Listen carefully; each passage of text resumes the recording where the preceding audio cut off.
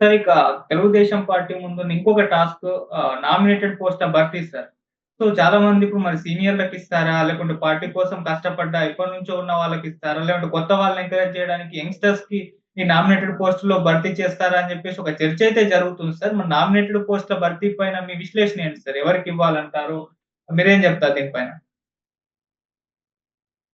ఆదిత్య గారు నమస్తే. సార్ నమస్కారం. ఏ రాజకీయ పార్టీకైనా, ఏ ప్రభుత్వానికైనా నామినేట్ పోస్టుల యొక్క భర్తీ చాలా కీలకమైన అంశం అండి. అవును సార్. ప్రజలందరూ కూడా మెచ్చే అంశము. మళ్ళీ భవిష్యత్తులో ఆ పార్టీ నిలబడటానికి సంబంధించిన మంచం కూల లాంటి నిర్ణయాలు. ఈ రోజే కూటమి ప్రభుత్వం నామినేటెడ్ నజరానా అని చెప్పేసి హ్మ్. కొన్ని పోస్టులు ప్రకటించింది. ఓకే. అంటే దాదాపు 20 కార్పొరేషన్లకు చైర్మన్లు, ఒక వైస్ చైర్మన్ నియామకం, 7 కార్పొరేషన్‌లో 64 మంది సభ్యులుగా నియామక పోస్టులు ఇచ్చారు. వాళ్ళ పని వాళ్ళు చేస్తున్నారు. ఇందులో జనసేన కొంతమందికి, బీజేపీ కూడా ఒకళ్ళిద్దరికి కూడా భాగస్వామ్యం. 4లో జరిగిన ఎన్నికలు ఒక ప్రత్యేకమైన పరిస్థితిలో జరిగింది. ఓకే. ఆంధ్రప్రదేశ్‌లో వైసీపీ పార్టీ, తెలుగుదేశం పార్టీ కలబడటమే కాదు, లేదా YCP party, TDP, Janasena, BJP కలిసి కలబడటమే కాదు. ప్రజలు కలబడ్డారు వైసీపీ పార్టీ. 4 ఏళ్లుగా ఊపిరి సలపని ఉద్యమాలు చేశారు. ఇదిగోండి నా మెడలో 2 కండువాలు ఉన్నాయి.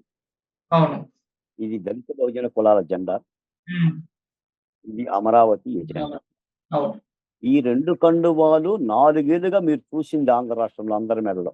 హ్మ్. అంటే ఒక పక్క డాక్టర్ సుధాకర్ యొక్క హత్య గాని, రాజధాని అమరావతిని రాష్ట్ర ప్రభుత్వం జగన్మోహన్ రెడ్డి గారు తీసేస్తే మహిళలు, రైతులు పడ్డ అరణ్య రోదన ఆలాపనలు గాని మీరు చూసించిన యుద్ధం చేశాం. ప్రజలను చైతన్యవంతం చేశాం. దానికి తోడు గత ప్రభుత్వం చేసిన దాష్టీకాలు, అంటే హత్యలు, అత్యాచారాలు, మానభంగాలు, మూత్ర విసర్జనలు, శిరోముండనాలు వీటన్నిటి మీద వెగటపుట్టి ప్రజలు అపూర్వమైన విజయాన్ని కోసం ఇచ్చారు. కాబట్టి నేనేమంటానంటే ఉద్యమ భాగస్వాములకు కూడా ఈ నామినేట్ పోస్టులో ప్రాధాన్యత ఇవ్వాలి. నేను ఒక మాట చెప్తాను ఆదిత్య గారు. సార్. ఆరికి అన్నం పెడితే మగాడు అంటారు. అవును. ఊరికి అన్నం పెడితే మొనగాడు అంటారు. ఆదికి అన్నం పెట్టినోడు గొప్పోడు కాదు, ఆదితో పాటు ఊరికి అన్నం పెట్టినోడు గొప్పోడు. అవును. నా రాజకీయ పార్టీ నన్ను నమ్ముకున్నారు, నా పార్టీని బతికిచ్చారు, నా పార్టీ నడవటానికి డబ్బులు ఇచ్చారు అంతమే కాకుండా ప్రజల తరపున పలానోళ్ళు ఉద్యమించారు, ప్రాతినిధ్యం వహిస్తున్నారు, ఆ సామాజిక వర్గాలకు సంబంధించిన ప్రతినిధులు అనే కోణంలో కూడా ఈ నామినేటెడ్ పోస్టులు ఇస్తే ప్రభుత్వానికి మంచిదండి. అవును. అంతే తప్ప ఎప్పుడు కూడా ఎప్పుడు కూడా ఇప్పుడు ఇందులోనే ఉంది సార్. హ్మ్. అంకిత భావం విధేయతకు పెద్దపేట. అంకిత భావం విధేయతకు పెద్దపేట. పార్టీ గీత దాటిన వారికి సంస్కృత భావం. అంకిత భావం విధేయత అంటే ఎవరి పట్ల అండి? పార్టీ పట్ల. అవును. పార్టీ గీత దాటిన వారంటే ఎవరండి? ఆ పార్టీ వాళ్ళంటే ఇల్లానికి అన్నం పెట్టావు, నీ కుటుంబంలో అన్నం పెట్టావు, నువ్వు ఊరికేం అన్నం పెట్టాల, కానీ ఊరికి అన్నం పెట్టాలి. నేను వీళ్ళకి ఇవ్వడం కూడా తప్పు పట్టనండి.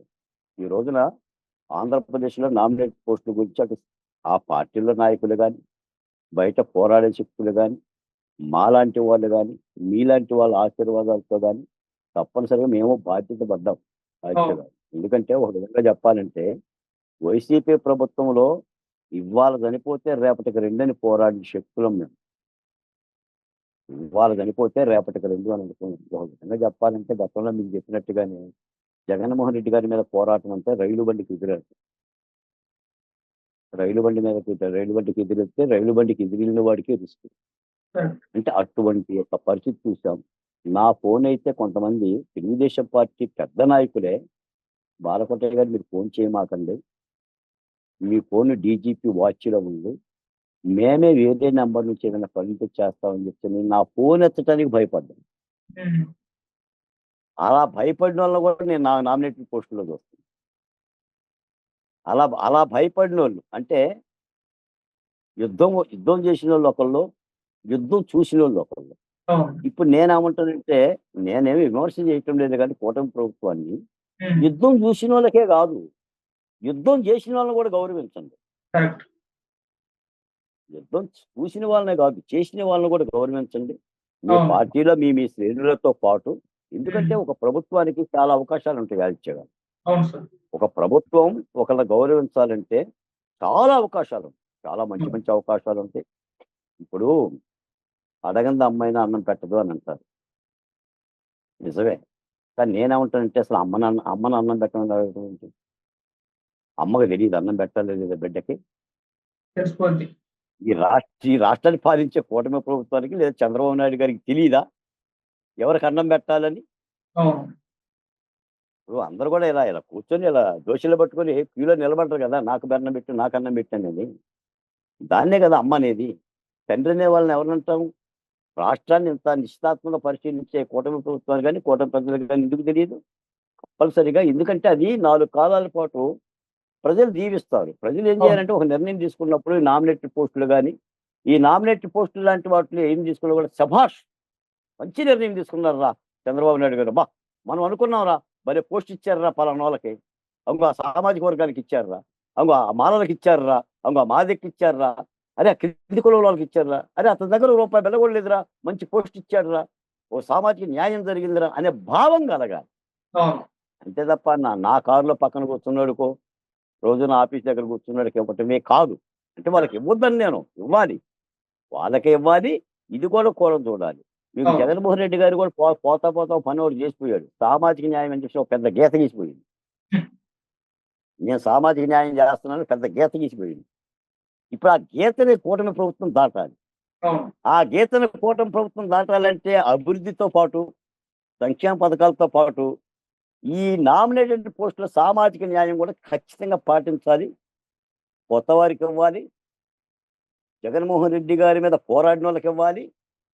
సామాజిక కులాలకు ప్రాతినిధ్యం ఇవ్వాలి. ఇచ్చి ఆ సామాజిక న్యాయ గీతను దాటి ఇదిగో జగన్మోహన్ రెడ్డి మీకంటే ముందుగా మేము మరింత న్యాయం చేయగలిగాం. ఇంకో పోరాడుతున్న శక్తులకి న్యాయం చేయగలిగాం. నీ మీద తలబడినోళ్ళకి న్యాయం జరిగాం. నీ కింది కులాలకు న్యాయం జరిగాం అనే మాట చెప్పగలగాలి. అది ఇలాగనే ఉంటాయి. ఒక్కొక్కసారి మనం చాలా చిన్న పొరపాటు అనుకుంటాం. అవును. రాజకీయాల్లో ఇలాంటి చిన్న చిన్న పొరపాట్లే ఒకదానికొకటి తాడులాగా పేరిపోయి మళ్ళీ 2019 నాటి ఇబ్బందికరమైన వాతావరణాలొస్తాయి. ఈ రోజున తెలుగుదేశం పార్టీ వాళ్ళు కూడా ఇద్దరు ముగ్గురు టీవీ డిబేట్‌లోనే ఈ నామినేటెడ్ పోస్టుల నియామకాల మీద అసంతృప్తి వ్యక్తం చేశారు బహిరంగంగానే. ఇది అవును. అధికార ప్రతినిధులు. అధికార ప్రతినిధులే అసంతృప్తి వ్యక్తం చేశారు. కాబట్టి చూసుకోవాలి కూటమి ప్రభుత్వం. కానీ నేను వాళ్ళ అసంతృప్తుల జోలికి పోవట్లా, అలా అసంతృప్తి వ్యక్తం చేసినోళ్ళ మాట కూడా నేను చెప్పట్లేదే గానీ, ఖచ్చితంగా మొన్న 5 ఏళ్ల గవర్నమెంట్‌లో వైసీపీ ప్రభుత్వంలో ప్రాణాలొడ్డి పోరాడిన శక్తులుండే ఆదిత్య. హ్మ్. కూటమి ప్రభుత్వానికి కూడా అంతటి ఘనాపాటి విజయం 124 సీట్ల విజయం వచ్చిందంటే ఎంతోమంది దళిత బిడ్డల ప్రాణాలు పోతాయి, దళిత బిడ్డల మానాలు పోతాయి. ఎన్నో అట్రాసిటీస్‌కి గురైతే, అరాచకాలకు గురైతే ఆ విజయాన్ని ప్రజలు అందించారు. అంతటి విజయాన్ని ఆస్వాదించాలంటే ఆ సామాజిక వర్గాలకు కూడా సముచితమైన రీతిలో నామినేట్ పోస్టులో కూడా న్యాయం చేస్తే మంచిదనేది అమరావతి భోజనం దిశగా నా భావన. కూటమి ప్రభుత్వం కూడా ఆ దిశగా కూటమి ప్రభుత్వం ఉంది ముఖ్యంగా నేను ఇప్పుడు పదే పదే చెప్పేది చంద్రబాబు నాయుడు గారు. అవును. ఎందుకంటే నాకు చ పక్షి మీదున్న చెట్టు మీదున్న పక్షి కంటికి వచ్చినట్టుగా పెద్దాయన ఆయనే. ఏదైనా ఆయన చేతుల్లోనే పరిష్కారం అవుతుందని భావించే వాళ్ళం మేము. నాకు చంద్రబాబు నాయుడు గారు కూడా బాగా పరిచయం. నిన్న కూడా నేను కలిసినోడిని. అవును. ఎప్పుడు కలిసినా కూడా బాలకోటయ్య గారు ఎలా ఉన్నారు? బాగున్నారని చెప్పి స్వయంగా నోరారా ఆయన చేత నేను పిలువబడే వ్యక్తిని. కాబట్టి ఆయన మీదే నాకు నమ్మకం. తప్పనిసరిగా ఈ కింది కులాలకి పోరాడే శక్తులకు కూడా న్యాయం జరుగుతుందని భావిస్తాను. Okay sir. రైట్.